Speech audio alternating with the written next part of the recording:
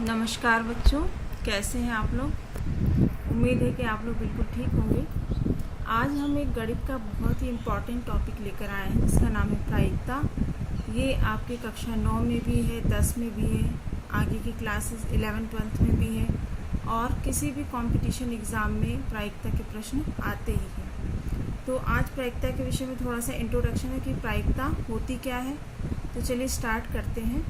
देखिए, प्रायिकता, इसकी परिभाषा यदि पूछी जाए तो ये होगा कि जब किसी घटना के घटित होने की संभावना संख्यात्मक रूप में व्यक्त की जाती है तो उसे प्रायिकता कहते हैं। मतलब जिससे हम किसी घटना के घटने की संभावना व्यक्त करते हैं, जैसे मान लीजिए इंडिया और ऑस्ट्रेलिया का क्रिकेट मैच हो रहा है, तो उसमें यदि संभावना व्यक्त की जाए कि इंडिया के जीतने की संभावना कितनी है, ऑस्ट्रेलिया की जीतने की संभावना कितनी है, तो यदि इसको संख्या के रूप में प्रदर्शित कर दिया जाए, मान लीजिए कि दोनों के जीतने की संभावना 50% है, या एक टीम के जीतने की संभावना 90% है, दूसरे के जीतने की संभावना 10% है, तो इसी संख्यात्मक रूप में जब ये संभावना को व्यक्त किया जाता है तो उसे प्रायिकता कहते हैं। प्रायिकता का मतलब होता है संभावना व्यक्त करना।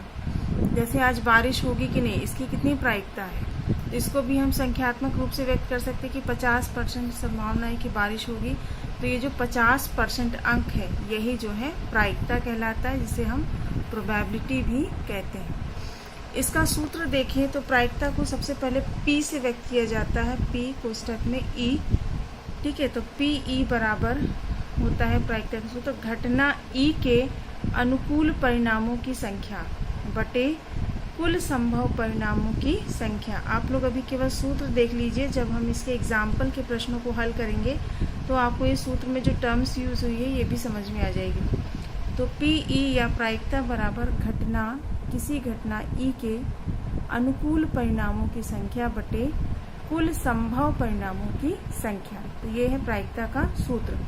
इसके बाद प्रायिकता से जुड़ी कुछ इम्पोर्टेंट बातें हैं, जैसे कि प्रायिकता का मान सदैव 0 के बराबर या 1 के बराबर या 0 और 1 के बीच होता है। मतलब प्रायिकता का मान 0 से छोटा नहीं हो सकता, 0 के बराबर हो सकता है लेकिन इससे छोटा नहीं हो सकता। मतलब प्रायिकता कभी ऋणात्मक नहीं हो सकती, या 1 के बराबर हो सकता है, या 1 से कम हो सकता है लेकिन 1 से ज़्यादा नहीं हो सकता। इसका मतलब है प्रायिकता का मान हमेशा 0 और 1 के बीच में रहता है, और या तो 0 होता है या फिर 1 होता है। किसी असंभव घटने की प्रायिकता 0 होती, मतलब ऐसी घटना जिसके घटने की संभावना बिल्कुल 0 हो। जैसे अगर हम मान लें कि कल सूर्य का उदय नहीं होगा, तो ये बिल्कुल असंभव घटना है, क्योंकि एक प्राकृतिक सत्य है कि रोज सूर्य उदय होता है, सूर्यास्त भी होता है। तो यदि ये पूछा जाए कि कल सूर्योदय ना होने की प्रायिकता कितनी है, तो मतलब वो असंभव घटना है, तो इसकी प्रायिकता 0 होगी।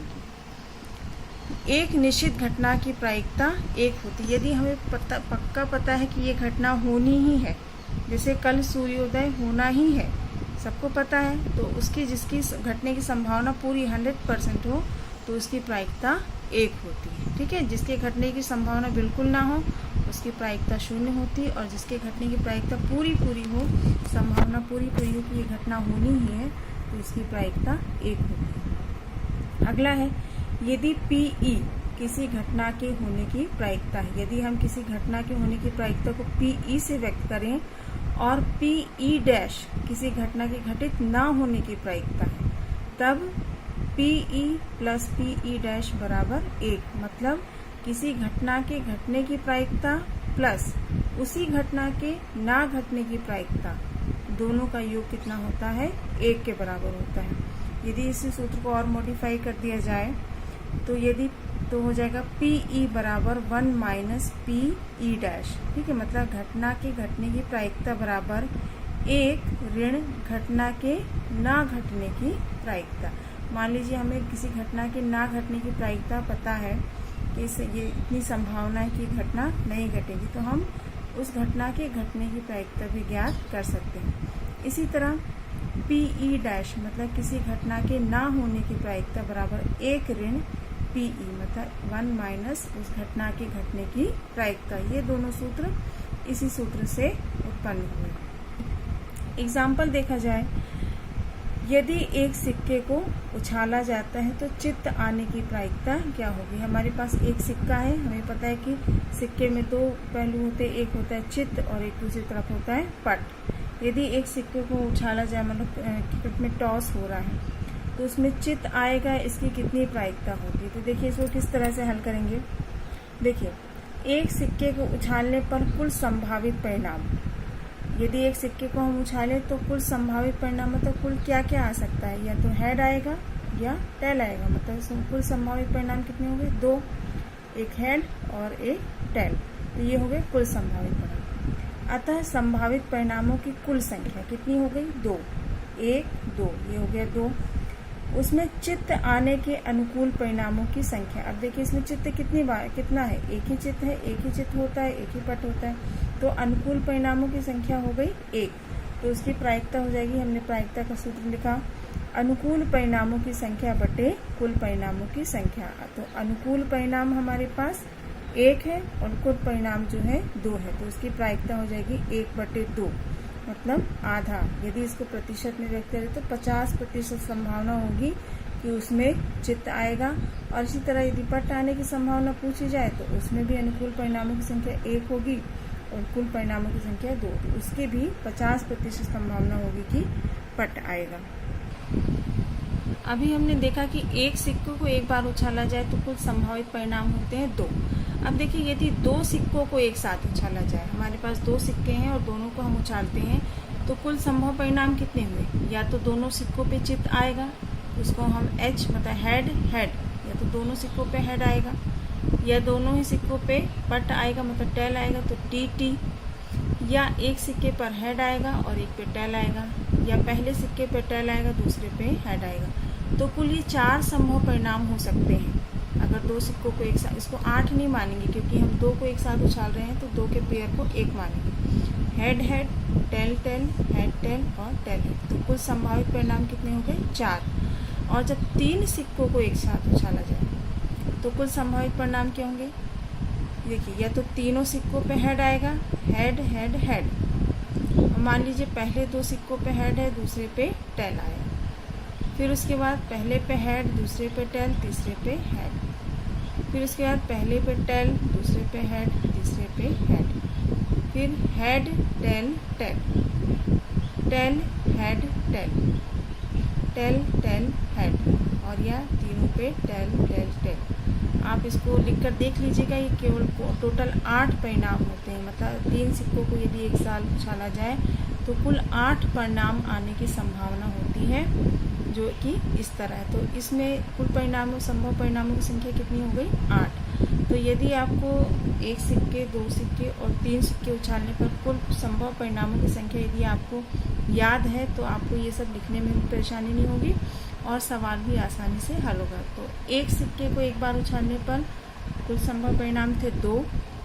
2 सिक्कों को एक साथ उछालने पर कुल संभव परिणामों की संख्या 4 आई थी, और जब 3 सिक्कों को एक साथ उछाला गया तो कुल संभव परिणामों की संख्या 8 है। अब इसके एग्जाम्पल देखें, जैसे कि यदि 2 सिक्के एक साथ उछाले जाते हैं तो निम्न घटनाओं की प्रायिकता होगी। जैसे पहला है दोनों चित्त प्राप्त है, मतलब 2 सिक्के हैं हमारे पास, दोनों को एक साथ उछालते हैं तो उसकी कितनी संभावना है कि दोनों पर ही चित्त प्राप्त हो, मतलब दोनों पर ही हेड प्राप्त हो।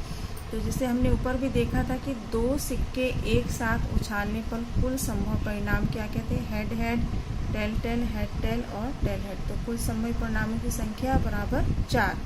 अब प्रश्न में हमें पूछा है कि दोनों चित्त प्राप्त हो, तो दोनों चित्त कितनी घटना में हो रहे, केवल एक में। देखिए इसमें दोनों चित्त है, इसमें एक हेड है, इसमें एक हेड। हमें प्रश्न पूछा है दोनों ही हेड होने चाहिए। तो अनुकूल घटनाएं कितनी हो गई, 1। तो यहाँ लिखेंगे दोनों चित्त प्राप्त होने की घटना या अनुकूल घटनाओं की संख्या बराबर 1। तो प्रायिकता हो जाएगा, प्रायिकता PE बराबर अनुकूल परिणामों की संख्या बटे कुल परिणामों की संख्या। तो अनुकूल परिणाम हमारे पास 1 है और कुल परिणाम है 4, तो इसका आंसर हो जाएगा 1/4। और यदि इसको प्रतिशत में पूछे तो 25% संभावना होगी कि दोनों पर ही हेड प्राप्त हो। ठीक है। अब जैसे कि अगला है कि यदि 2 सिक्कों को एक साथ उछाला जाए तो उस घटना की प्रायिकता क्या होगी कि 1 पट प्राप्त हो। ठीक है, कम से कम 1 पट प्राप्त हो। तो हमने देखा था कि दो सिक्के एक साथ उछालने पर कुल संभव परिणामों की संख्या कितनी होगी, 4 होगी। और एक पट प्राप्त होने की घटना कितनी होगी, देखिए यहाँ पर लिखा है, जैसे केवल एक पट पूछा है, यहाँ पर देखिए 2 पट है, दोनों टेल है, तो ये नहीं लेना है। एक टेल किसमें, इसमें है और इसमें, या तो पहले सिक्के में हेड है दूसरे में टेल, या दूसरे में पहले में टेल है दूसरे में हेड। तो इस तरह कुल अनुकूल परिणाम जो है 2 हो सकते हैं। तो यहाँ पर अनुकूल परिणामों की संख्या हो जाएगी 2। संभव परिणाम बराबर 4 और एक पट प्राप्त होने की घटना या कुल अनुकूल परिणामों की संख्या बराबर 2।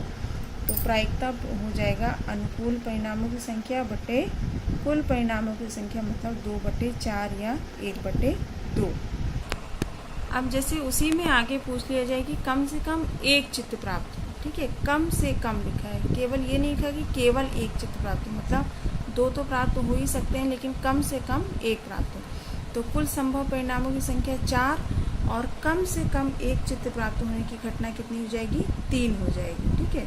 या तो एक पे हेड आए दूसरे पे टेल, एक पे टेल दूसरे पे हेड, या दोनों पे हेड आए, तो कम से कम एक चित्त प्राप्त होने की घटना हो जाएगी 3। तो अनुकूल परिणामों की संख्या 3 और कुल संभव परिणामों की संख्या हो गई 4। तो हमारे पास प्रायिकता आ जाएगी 3/4, ठीक है। अब देखिए, यदि अभी हमने 2 सिक्कों वाला प्रश्न किया कि 2 सिक्कों को एक साथ उछाला जाए। अब यदि 3 सिक्कों को एक साथ उछाला गया हो तो ठीक 2 बार चित्त आने की प्रायिकता क्या होगी, ठीक है।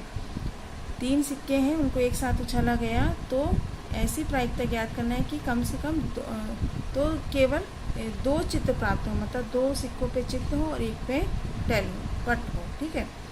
तो हमने पढ़ा था कि 3 सिक्कों को एक साथ उछालने पर कुल संभावित परिणाम कितने थे, 8 होते थे। और कौन कौन से, ये head head head, head head tail, head tail head, tail head head, head tail tail, tail head tail, tail tail head और टेल टेल टेल। अब देखो प्रश्न में हमें क्या पूछा है, ठीक 2 बार चित्त आने की प्रायिकता। तो इसमें देखिए 2 बार चित्त किसमें, इसमें 3 बार है, तो ये नहीं हो सकता। ये हो गया 1 2 3 3, इस तरह की 3 अनुकूल घटनाएं हैं कि 2 बार चित्त प्राप्त हो रहा है।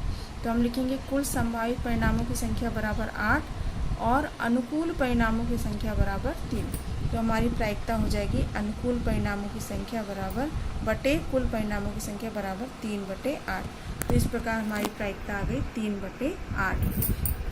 इसी तरह देखिए, यदि एक सिक्के को 3 बार उछाला जाए, भी ऊपर हमने देखा था कि 3 सिक्कों को एक साथ उछाला जाए तो कुल संभावित परिणाम होते थे 8। इसी तरह यदि एक सिक्के को 3 बार उछालने पर कुल परिणाम होते हैं, इसमें भी 8 होते हैं।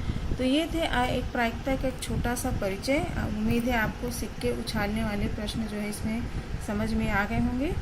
यदि आपको कोई प्रश्न नहीं समझ में आया तो आप कमेंट करके मुझसे पूछ सकते हैं। अगले वीडियो में हम इसी को आगे बढ़ेंगे और पासे पर आधारित प्रश्नों को पढ़ेंगे। Okay, thank you.